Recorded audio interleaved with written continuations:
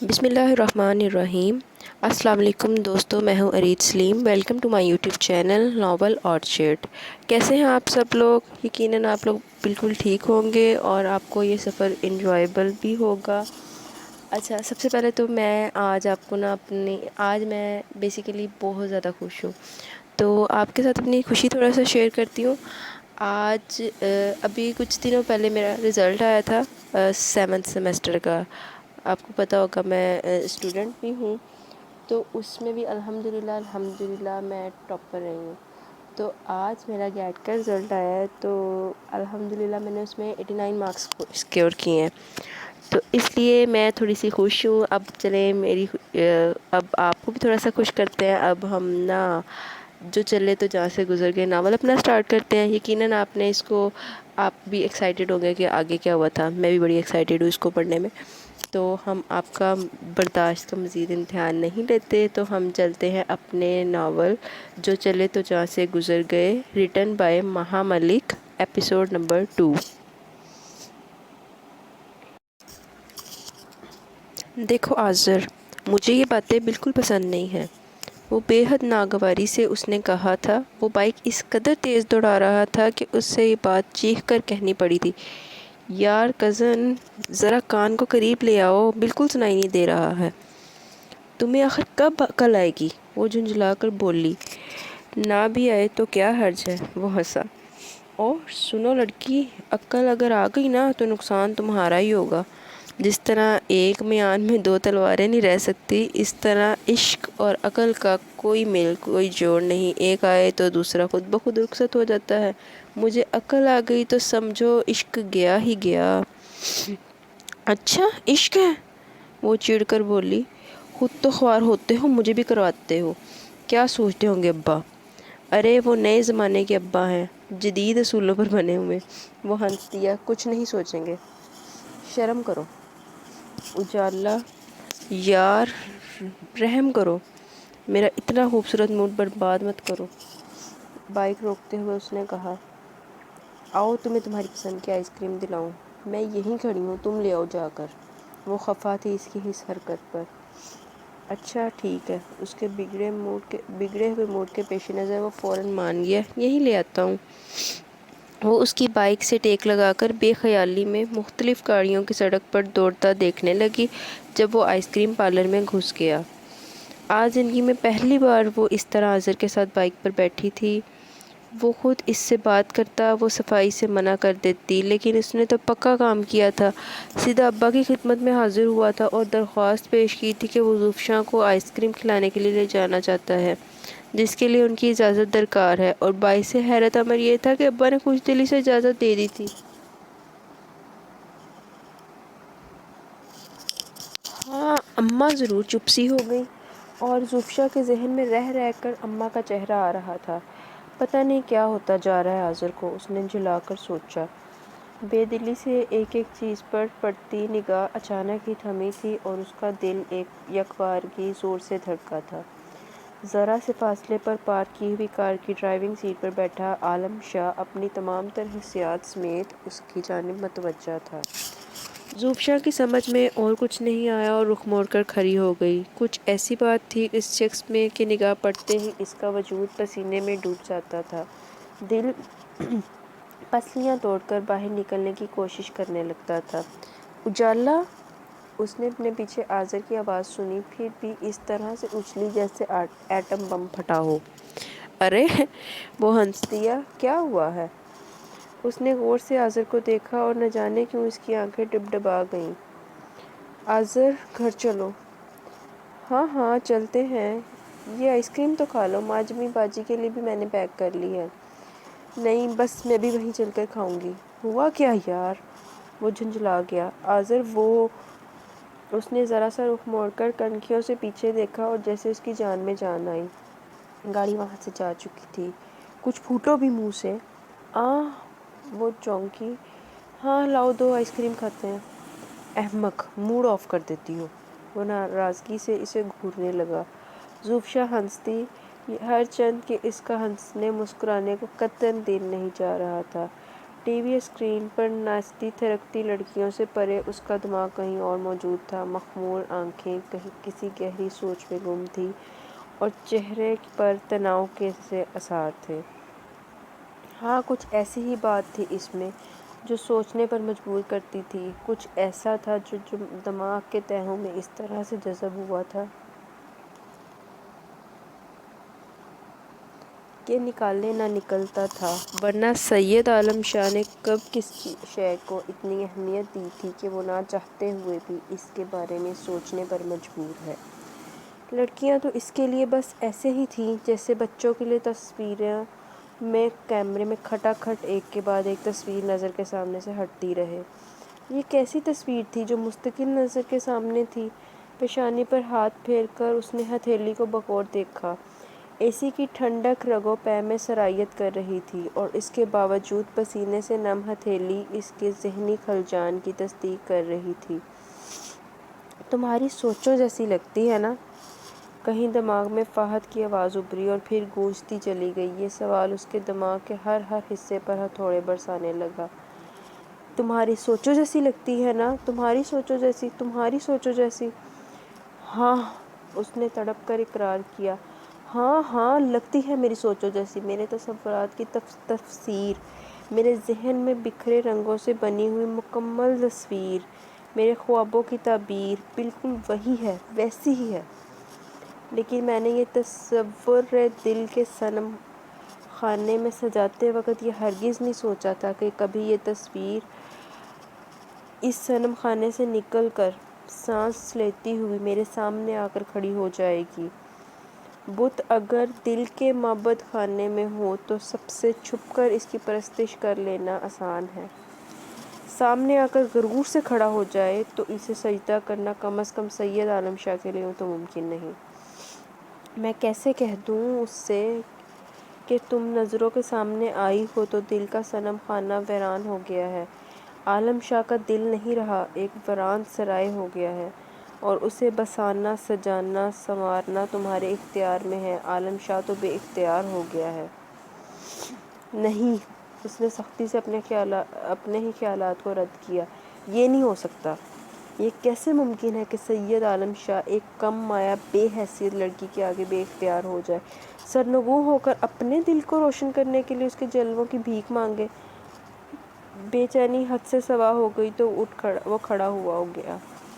وی C R میں لگی film کب کی اپنے اختتام کو پہنچ چکی تھی اور اب ٹی وی اسکرین روشن مگر خاموش پڑی تھی۔ اس نے ٹی وی آف کیا اور کیسٹ نکال کر بے دلی سے قالین پر پھینک دی۔ جب سے اس نے آئس کریم پارلر کے باہر ایک لڑکے کے ساتھ دیکھا تھا، اس کا دل دنیا کو توڑ مروڑ کر رکھ دینے کا کر رہا تھا۔ کون تھا وہ لڑکا اور کیوں تھی وہ اس کے ساتھ؟ یہ سوالات اس کے دل و دماغ کی دنیا تہہ و بالا کیے ہوئے دے رہے تھے۔ ایک ہی وصف کی تو خواہش تھی اسے، کوئی ہو جس کی وفاؤں کے تمام سرے عالم شاہ کی ہستی تک آتے ہوں۔ وہ چاندنی کی ٹھنڈی کرنوں سے بنا پیکر، وہ ابر نساں کا پہلا شفاف قطرہ، وہ بہار کے پہلے غنچہ کے کھلنے کی صدا جیسا وجود، اگر حقیقت میں کہیں تھا تو صرف سید عالم شاہ کے لیے تھا، صرف اس سے محبت کرنے کے لیے، اس کو چاہنے کے لیے بنا تھا۔ اس کی تمام تر وفائیں، ساری دعائیں شاہ کے نام ہونی تھی۔ پھر وہ دوسرا کون تھا؟ اسے یوں لگا جیسے اس کے جسم کا سارا خون جمع ہو کر اس کی کنپٹیوں تک آ پہنچا ہے اور اگر اس نے بھی مزید کچھ سوچا تو اس کا دماغ تڑپ کر چور چور ہو جائے گا۔ سیڑھیاں پھلانگتا، لمبے ڈگ بھرتا وہ اپنے بیڈ روم تک پہنچا، پردے برابر کر کے اے سی آن کیا، بیڈ کی سائیڈ ٹیبل کے اوپری دراز سے ایک شیشی نکالی اور 2 گولیاں ہتھیلی پر رکھیں، پانی کا گلاس بھرا اور دونوں گولیاں نگل گیا۔ صرف 10 منٹ بعد وہ دنیا جہاں سے بے خبر اوندا لیٹا سو رہا تھا۔ سید فرمان شاہ اپنے علاقے کے سب سے بڑے پٹیرے اور جاگیردار تھے۔ بچپن اور جوانی انہوں نے لندن میں گزاری۔ والد کی اچانک وفات پر انہیں ملک لوٹنا پڑا۔ اپنے والدین کی واحد اولاد ہونے کے ناطے سے اب سب کچھ ان کا تھا۔ ہزاروں ایکڑ پھیلی اراضی ان کے نام تھی۔ آبائی حویلی کے علاوہ کئی دوسرے شہروں میں بنگلے ان کی ملکیت تھے۔ تمام بینک بیلنس ان کا تھا۔ باہر کی تہذیب کے دل دادا عیش پرست فرمان شاہ کے لیے کوئی کمی تو پہلے بھی نہ تھی، لیکن اب تو ان پر جیسے جنت کے دروازے کھل گئے تھے۔ تعلیم حاصل کرنے کے بہانے وہ لندن میں جو عیاشیاں کرتے تھے، باپ کے خوف سے انہیں پس پردہ رکھنے کے جتن بھی کرنے پڑتے تھے، لیکن اب انہیں پوچھنے والا کوئی نہ تھا۔ تمام کام اور جائیداد کے انتظام مختلف لوگوں کے سپرد کر کے وہ خود ہمہ وقت عیش پرستی میں گم رہتے۔ محفلیں سجی رہتی، مہمان گھر میں بھرے رہتے۔ مینا بیگم سے انہوں نے شادی کی تو کسی کو کوئی تعجب نہ ہوا۔ مینا بیگم طوائف زادی تھی، لیکن بے حد قایا اور ہوشیار تھی۔ سید فرمان شاہ کو انہوں نے اس طرح سے گھیرا کہ ان کے بچ نکلنے کا کوئی راستہ ہی نہ رہا۔ انہوں نے خاندانی قدروں کو پامال کرتے ہوئے انہیں حویلی کی رانی بنا دیا۔ سید عالم شاہ مینا بیگم کی ہی اولاد تھا۔ اس کی پیدائش کے 1.5 سال بعد ہی فرمان شاہ ایک کار ایکسیڈنٹ میں دونوں ٹانگوں سے محروم ہو گئے۔ مینا بیگم پہلے جو بھی تھی اور جیسی بھی تھی، فرمان شاہ سے شادی کے بعد انہیں خود میں بہت سی تبدیلیاں لانی پڑی تھیں۔ ایک گھریلو خاتون بن کر رہنے کے لیے اسے اپنے اندر سے ہمہ تن ایک جنگ لڑنی پڑی تھی۔ فرمان شاہ کے ایکسیڈنٹ کے بعد انہیں خود پر مزید اختیار نہ رہا۔ انہوں نے ہمت ہار دی۔ وہ جوان تھی، خوبصورت، انہیں اور اس وقت کئی دل کئی آنکھیں ان کے لیے بچھی ہوئی تھیں، ان کی منتظر تھیں۔ ایک دن حویلی کے مکینوں کو علم ہوا کہ مینا بیگم رات کے کسی پہر 1.5 سالہ بچے اور اپاہج شوہر کو چھوڑ کر ہمیشہ کے لیے کہیں چلی گئی تھی نا آخر کو طوائف۔ فرمان شاہ نے تلخ لہجے میں صرف اتنا کہا تھا، گھر اسے راس نہیں آیا۔ پھر مختلف آیاؤں کے ہاتھوں پلتے عالم شاہ نے کئی بار یہ بات سنی کہ اس کی ماں اسے چھوڑ کر گھر سے بھاگ گئی تھی۔ وہ 16 برس کا ہوا تو سید فرمان شاہ نے ایک 20 برس کی لڑکی سے شادی کر لی۔ عالم شاہ کو غصہ باپ پر نہیں، اس لڑکی پر آیا جس نے محض دولت کی خاطر خود کو قربان کیا تھا۔ عورت ذات سے اسے چڑ ہو گئی۔ ہر لڑکی، ہر عورت کو وہ تحقیر بھری نگاہوں سے دیکھا کرتا تھا۔ سید فرمان شاہ نے اسے بھی حصول علم کے لیے باہر بھیجا تھا، لیکن وہ تعلیم مکمل ہوتے ہی لوٹ آیا۔ وہ گرم ابلتے خون کا مالک تھا۔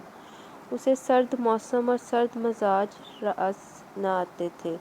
واپس لوٹ کر اسے علم ہوا کہ اس کی سوتیلی ماں بھی اس کے باپ کو اکیلا چھوڑ کر کب کی آزاد فضاؤں میں واپس لوٹ گئی تھی نا آخر کو ایک عورت۔ اس نے تلخی سے سوچا، بے وفائی کا سمبل۔ تب اس نے ملنے والی ہر عورت کو مسترد کیا تھا، نظر آنے والی ہر لڑکی کو ریجیکٹ کرتا گیا، خواہ پہلی نظر میں، خواہ چوتھی پانچویں ملاقات کے بعد۔ لیکن اس بات کا اسے علم نہ تھا کہ سب سے چھپ کر، جو پیکر اس نے خیالوں میں تراش رکھا تھا، اسے لاشعوری طور پر اس کا انتظار بھی تھا۔ کہیں اندر چھپی ہوئی وفا کی خواہش بھی تھی۔ لاشعور سے شعور کی سطح پر ابھر آنے والے ان جذبات نے اسے خوفزدہ کر دیا تھا۔ ایک لڑکی کو پانے کی اور اس سے وفا چاہنے کی خواہش کا خوف اس کے اعصاب پر طاری ہو گیا تھا۔ وہ اس سے بچنا چاہتا، چھپنا چاہتا تھا اور اپنی ذات کو ہمیشہ کی طرح سربلند رکھنا چاہتا تھا۔ اگر وہ بھی ہر لڑکی کی طرح اس کی شخصیت سے مرعوب ہو جاتی، اس کی گرم نظروں کے سحر میں گرفتار ہو جاتی، تو سید عالم شاہ کبھی پلٹ کر اس کی جانب دوبارہ نظر نہ کرتا۔ لیکن وہ اس کے چہرے پر لکھی اس کے کردار کی پاکیزہ اور پیشانی پر جگمگاتی روشنی سے ہار رہا تھا، جیسے اسے علم ہو رہا تھا کہ وہ اپنی تمام تر ول پاور کو بروئے کار لا کر بھی اسے پا لینے کی خواہش کو شکست نہیں دے پائے گا۔ اجالا، خوشی اور انبساط میں ڈوبی آواز میں اس نے سر اٹھایا۔ جگمگاتے، چمکتے چہرے اور تیز سانس کے ساتھ وہ اس کے سامنے موجود تھا۔ خیریت؟ وہ حیران ہو گئی۔ کیا ہوا ہے؟ موجیں ہو گئی ہیں، وہ ہنسا۔ اپنے خوابوں کی تعبیر پانے کا راستہ مل گیا ہے مجھے۔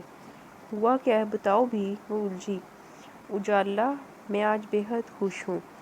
مجھے جدہ کی ایک فرم میں نوکری مل گئی ہے، 2 سال کا کانٹریکٹ ہے۔ زوفشاں کی آنکھوں کی چمک یکبارگی ماند پڑ گئی، چہرہ مرجھا گیا، ہونٹ بھنچ گئے۔ جدہ؟ تم چلے جاؤ گے؟ تمہیں خوشی نہیں ہوئی؟ وہ حیران ہوا۔ اپنی زندگی سنور جائے گی؟ ذرا تصور تو کرو۔ مجھے نہیں کرنا کوئی تصور۔ وہ وہاں سے اٹھ کر باہر چلی گئی۔ سنو تو، وہ پکار کر رہ گیا۔ وہ آنسو پیتی، پلکوں میں چھپاتی باورچی خانے میں چلی آئی۔ کوئی کام نہ سوجھا تو تسلے میں آٹا نکال کر گوندنے بیٹھ گئی۔ باہر صحن میں اس کی آواز آ رہی تھی۔ وہ اماں اور ماجبی کو جاب کی تفصیلات سے آگاہ کر رہا تھا۔ آٹا گوندتے ہوئے وہ مسلسل آنسو پوंچھتی رہی۔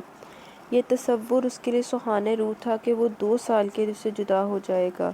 وہ اسے دیکھ نہ پائے گی، اس سے مل نہیں سکے گی، اس کی آواز نہ سن سکے گی۔ کتنا جان لیوا تصور تھا۔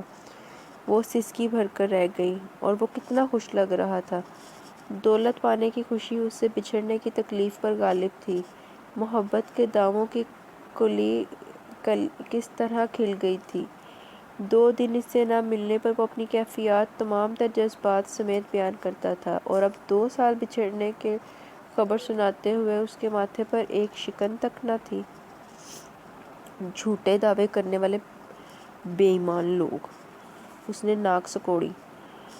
صوفی، سنا تم نے؟ ماجبی خوشی خوشی اندر داخل ہوئی۔ زندگی بن جائے گی تم لوگوں کی۔ آپا، اس نے احتجاج کیا، زندگی کی خوشیاں کیا صرف آسائشات سے مشروط ہوتی ہیں؟ دولت کے دھاگوں سے بندھی ہیں؟ ارے تم رو رہی ہو؟ وہ حیران رہ گئی۔ بے وقوف لڑکی، وہ اپنا مستقبل بنانے جا رہا ہے، تمہیں تو خوش ہونا چاہیے۔ مستقبل یہاں نہیں بن سکتا؟ اپنے ملک میں کیا کمی ہے؟ وہ تنکی۔ ارے ڈیئر کزن، جس ملک میں ڈاکٹر اور انجینئر جوتیاں چٹکاتے پھرتے ہوں، وہاں معمولی ایم ایس سی کو کون پوچھے گا؟ وہ وہاں چلا آیا اور پیڑھی سڑکا کر عین اس کے مقابل بیٹھ گیا۔ یہ تو صرف میری لک ہے جو کمپیوٹر کورس کی بیس پر اتنی اچھی جاب ایک نعمت کے طور پر بیٹھے بٹھائے مل رہی ہے، اور تم میرے ارادوں کے پیروں میں اپنے آنسوؤں کی زنجیر ڈال رہی ہو۔ میں تو سوچ کر آیا تھا کہ تم انکریج کرو گی مجھے، حوصلہ بڑھاؤ گی میرا۔ یہ جو میرے اندر کہیں ایک لرزش سی ہے، اسے دور کر کے مجھے الفاظ سے قوت بخشو گی، میرے عزائم کو مستحکم کرو گی، اور تم رونے بیٹھ گئی۔ مت جھاڑو تقریر، وہ بگڑ کر بولی۔ اپنے زور بیان سے تم میری تکلیف کا میں دعویٰ نہیں کر سکتے، جو مجھے تم نے یہ خبر سنا کر دی۔ کس لیے جا رہا ہوں میں؟ وہ اس کی آنکھوں میں جھانک کر بولا۔ بولو، جواب دو۔ میرے معاشی وسائل مستحکم ہونے سے کس کا آرام وابستہ ہے؟ کس کا مستقبل نتی ہے میرے آئندہ سے؟ مجھے کبھی اس سے زیادہ کی خواہش نہیں رہی جتنا تمہارے پاس ہے، وہ نظر چرا کر بولی۔ لیکن مجھے احساس ہے کہ میرے پاس جو کچھ بھی ہے وہ تمہارے شان نہیں۔ میں تمہیں بہت ساری خوشیاں دینا چاہتا ہوں اجالا۔ دنیا کی ہر مسرت تمہارے آنچل میں ڈالنا میرا خواب ہے۔ آزر، اس کا لہجہ بھیگ گیا۔ اگر تم یہی چاہتے ہو کہ میں خوش رہوں تو مجھے چھوڑ کر مت جاؤ۔ تمہاری قربت ہی میری اصل مسرت ہے، تمہارا ساتھ میری سانسوں کی ضمانت ہے۔ میں مر نہ جاؤں آزر۔ پاگل لڑکی! وہ اسے حیرانی سے تکنے لگا۔ اتنا چاہتی ہو مجھے؟ پہلے کبھی کیوں نہیں بتایا؟ اب بتا رہی ہوں۔ اس نے چہرہ گھٹنوں میں رکھ لیا۔ سوچ لو اجالا، ہو سکتا ہے یہ ہمیں ملنے والا پہلا اور آخری چانس ہو، پھر ساری زندگی ہمیں یوں ہی غربت سے جنگ لڑتے گزارنی پڑے گی۔ تم میرے ساتھ ہو تو میں ساری دنیا سے لڑ سکتی ہوں، اور جس طرح سے میں اب بھی رہتی ہوں اس طرح سے ساری زندگی گزار دینے میں مجھے کوئی اعتراض نہیں۔ کیا تم مجھے 2 وقت کی روٹی اور 2 جوڑے نہیں دے سکو گے؟ تمہاری قسم، اس سے زیادہ کی مجھے خواہش نہیں۔ ہاں، البتہ جو کچھ خدا نے تقدیر میں لکھ دیا وہ تو ہر حال میں مل کر رہے گا۔ عجیب لڑکی ہو، وہ ہولے سے ہنس دیا۔ یہ تو پاگل ہے آزر، ماجمی چڑھ کر بولی۔ میرا مشورہ مانو تو ضرور جاؤ، بھلا یہاں کیا رکھا ہے؟ نہیں آپا، وہ کھڑا ہو گیا۔ اگر میرے یہاں رہنے سے اس کی خوشیاں پوشیدہ ہیں تو پھر سب کچھ یہیں ہے اور کہیں کچھ نہیں۔ یہ نہیں چاہے گی تو میں کبھی نہیں جاؤں گا، خواہ ساری دنیا مجھے بھیج دینے پر مصر ہو۔ میں اس کے چہرے پر مسرتیں دیکھنا چاہتا ہوں، اس کے لبوں پر مسکراہٹیں دیکھنا چاہتا ہوں، اس کی آنکھوں سے ایک آنسو بھی ٹپکے یہ مجھے گوارا نہیں۔ میں نہیں جاؤں گا، تم سوچ لینا اجالا۔ بڑی آہستگی سے مڑ کر وہ چلا گیا۔ ماجبی بت بنی سے دیکھتی رہی، پھر زوفشا کی جانب مڑی۔ تم نے سنا؟ زوفی، کتنا چاہتا ہے وہ تمہیں، پاگل ہے تمہارے پیچھے۔ خیر، پاگل تو تم دونوں ہی ہو۔ اور یہ تمہیں اجالا کیوں کہہ رہا تھا؟ زوفشا زور سے ہنس دی۔ پاگل ہے نا بقول آپ کے، اسی لیے میری تو اپنی زندگی کے اجالے اس کی وجہ سے ہیں۔ کیاری میں لگے پودوں کو پانی دینے کے بعد اس نے پائپ سے نکلتے پانی کی دھار کا رخ دیوار کی جانب کر دیا۔ برسات نہ ہونے کی وجہ سے وہ مٹی سارا دن اڑتی تھی اور ہر شے گرد سے چھپ جاتی تھی۔ ماں جبیں اور اماں پڑوس میں ہونے والے میلاد میں شرکت کے لیے گئی ہوئی تھی اور وہ گھر میں اکیلی تھی۔ پڑھائی کا موڈ نہیں بن سکا تو وہ پائپ لگا کر صحن دھونے بیٹھ گئی۔ ہولے ہولے گنگناتے ہوئے وہ ہر شے پر پانی کی دھار ڈال رہی تھی۔ دروازے پر ہولے سے بجا تو اس نے چونک کر پائپ زمین پر ڈال کر کمر کے گرد لپٹا ہوا دوپٹہ کھولتی دروازے کی جانب بڑھ گئی۔ ابا کے آنے کا وقت تھا سو اس نے بے دھڑک دروازہ کھول دیا اور پھر اس کے حلق میں گھٹی گھٹی سی چیخ برآمد ہوئی۔ عالم شاہ دروازہ کھلنے پر اسے دیکھ کر بڑے رعب سے اندر آیا۔ کیا بات ہے؟ سہمی ہوئی اسے دیکھ رہی تھی۔ وہ اپنے مخصوص انداز میں مسکرایا۔ مغرور بھی ہو اور بزدل بھی، اچھی بات ہے، لڑکیوں میں یہ دونوں چیزیں ہونی چاہیے۔ میں پوچھتی ہوں آخر آپ اس طرح کیوں آئے ہیں میرے گھر میں؟ اس نے تمام تر ہمتیں مجمع کر کے کہا۔ تمہیں اعتراض ہے؟ وہ حیران ہوا۔ عجیب لڑکی ہو، تمہیں تو خوش ہونا چاہیے۔ زندگی میں پہلی بار سید عالم شاہ نے اپنی ہار تسلیم کی اور تم ناخوش ہو؟ مجھے آپ کی ہار جیت سے کچھ لینا دینا نہیں ہے۔ اس نے ہاتھ جوڑ دیے۔ آپ پلیز یہاں سے چلے جائیں۔ کیوں آپ مجھے بے عزت کر ڈالنے پر بضد ہیں؟ نہیں، اس نے سر کو ہلکا سا جھٹکا دیا۔ میں عزت ہی تو دینا چاہتا ہوں تمہیں۔ شادی کرو گی مجھ سے؟ شادی؟ اس نے تھوک نگل کر سر سے پاؤں تک سامنے کھڑے شخص کو دیکھا۔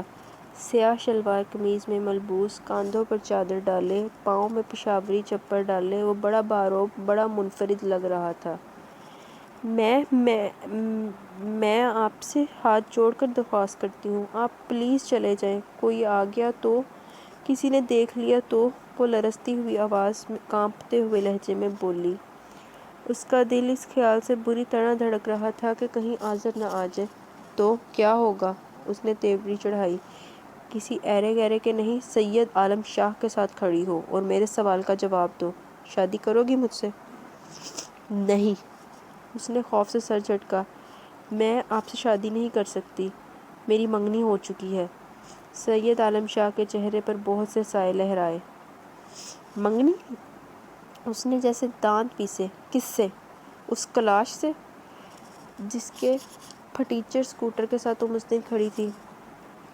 ہم لوگ ایک ہی جیسے ہیں، اس نے جیسے تھوک نگلا۔ آپ اپنے جیسی کوئی امیر زادی ڈھونڈ لیں، مجھ میں تو ایسی کوئی بات نہیں۔ لیکن سید عالم شاہ نے جیسے اس کی بات سنی ہی نہیں۔ اس کی نگاہ اس کے جڑے ہوئے ہاتھوں پر تھی، اس کی انگلی میں پڑی انگوٹھی پر مرکوز تھی۔ اتار دو یہ انگوٹھی، وہ جیسے پھنکارا۔ نہیں۔ وہ سر کو نفی میں ہلا کر پیچھے ہٹی۔ وہ آگے بڑھا اور اس کا ہاتھ پکڑ کر انگوٹھی کھینچ لی۔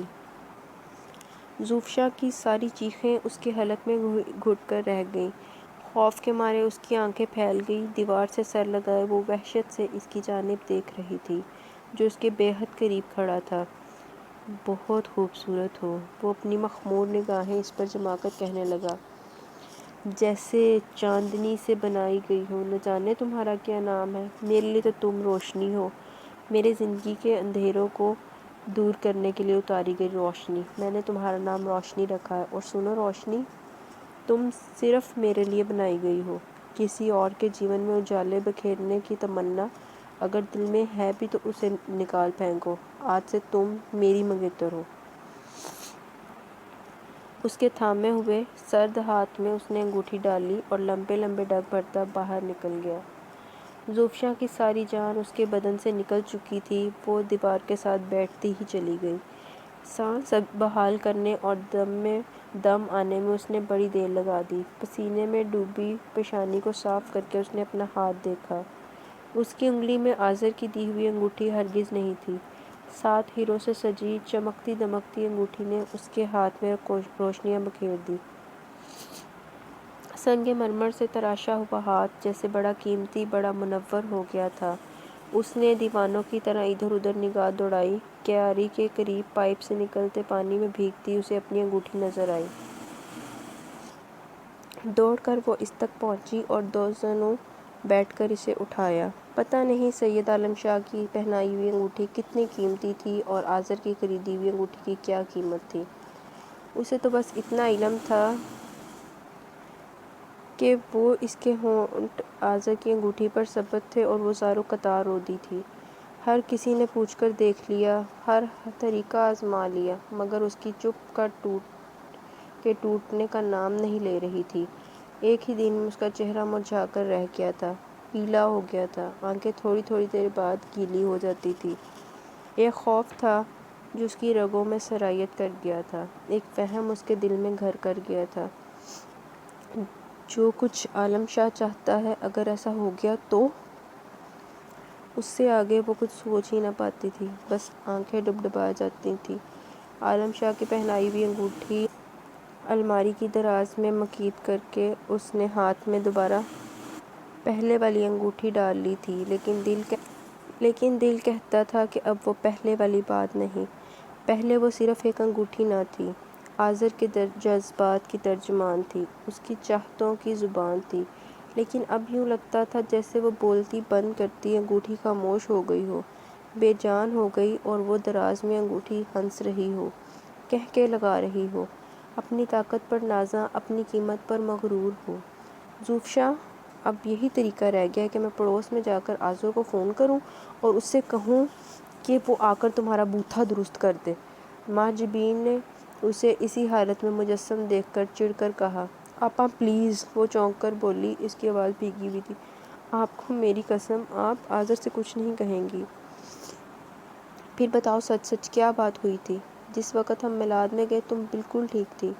ہنس بول رہی تھی، ہم واپس آئے ہیں تو تمہارا یہ حال ہے کہ نہ بول رہی ہو نہ بات کر رہی ہو، چہرہ زرد ہے۔ آخر ہوا کیا ہے زوفی؟ وہ آخر کیا بتاتی؟ کس طرح بتاتی؟ اسے علم تھا کہ اس کی پشت پر جو ہاتھ تھے وہ کس قدر کمزور تھے۔ وہ یونیورسٹی جاتی تھی تو ذرا سی دیر ہو جانے پر اماں کا دل کسی خزاں رسیدہ پتے کی طرح مانند کانپنے لگتا تھا۔ بازار سے واپسی میں تاخیر ہو جاتی تو ابا کے قدم بیٹھک سے برآمدے اور برآمدے سے صحن میں چکراتے رہتے۔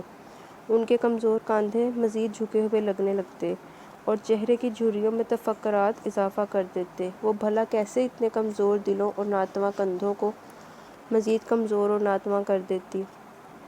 آذر کا خیال دل کی تقویت ضرور دیتا تھا، لیکن آذر کو عالم شاہ کے بارے میں بتانا اسے کسی بڑے خطرے سے دوچار کر دینے کے مترادف تھا۔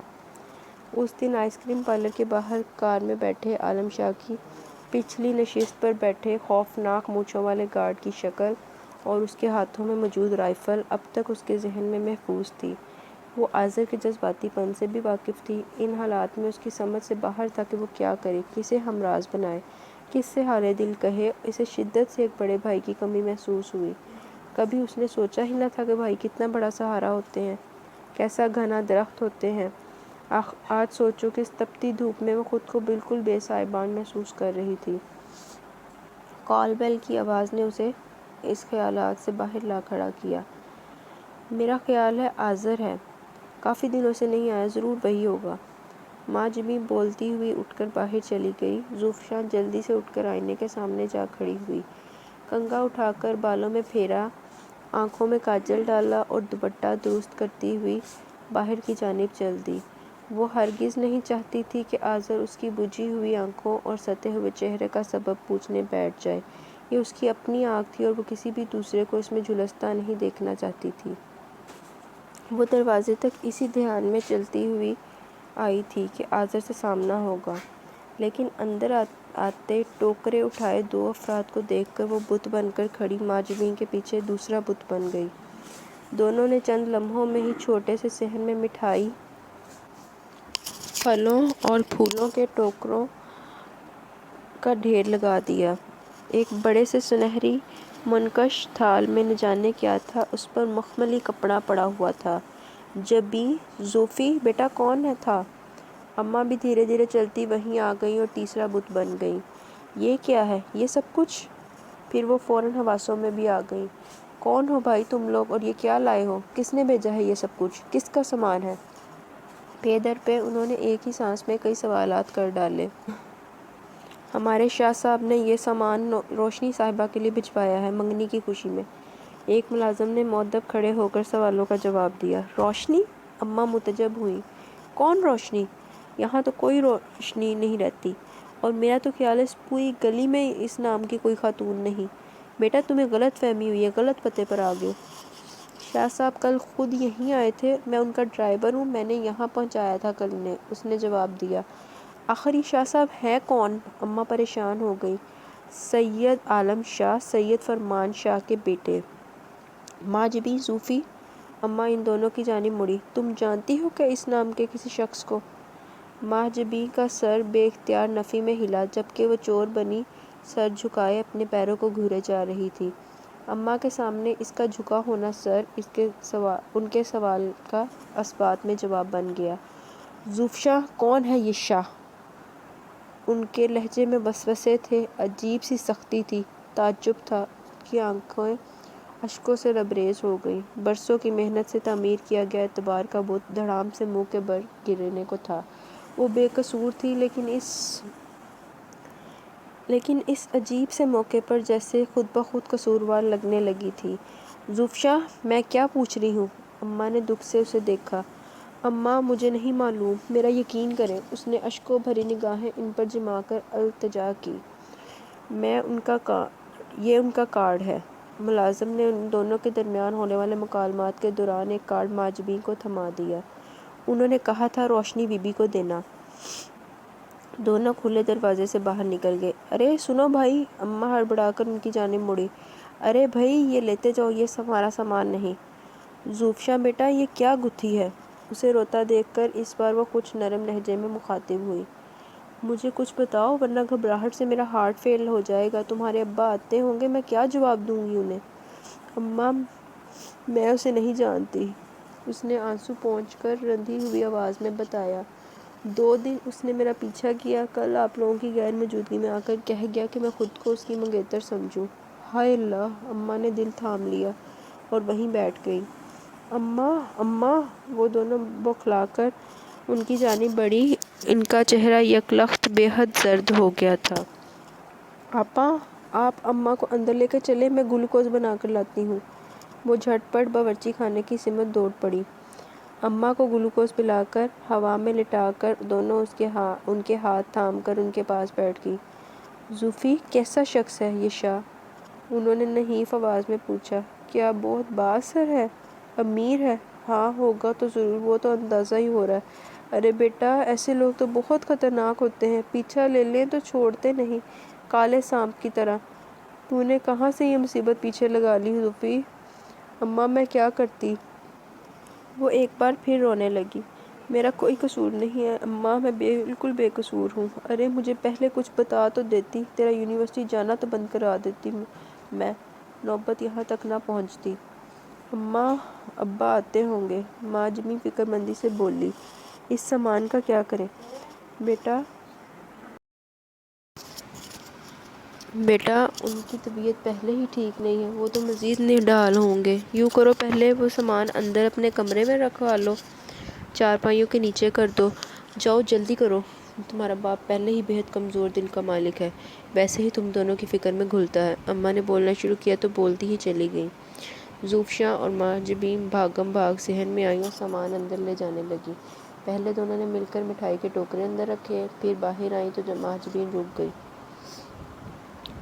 اس میں کیا ہے؟ اس نے تھال پر پڑا کپڑا ہٹا دیا۔ دونوں کی نگاہیں خیرہ ہو گئیں۔ لشکارے مارتا آتشی گلابی سوٹ نظروں کے سامنے تھا۔ نہایت بیش قیمت کام سے مزین سوٹ میں سے جیسے آگ کے شرارے نکل رہے تھے، نظر ٹھہرتی ہی نہ تھی۔ سوٹ کے ساتھ دھرے 2 ڈبے تھے۔ ماجبین نے ہی آنکھیں بڑھ کر مخملی ڈبہ کھولا اور بے اختیار ہائے کر کے رہ گئی۔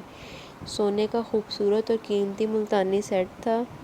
دوسرے ڈبے میں لشکارے مارتے کڑے تھے، جن کی مالیت کا اندازہ کرنا ہی ان دونوں کے لیے ناممکن تھا۔ زوفی! ماجبین کی تھر تھراتی آواز برآمد ہوئی، یہ کون پاگل شخص ہے؟ کیا چاہتا ہے؟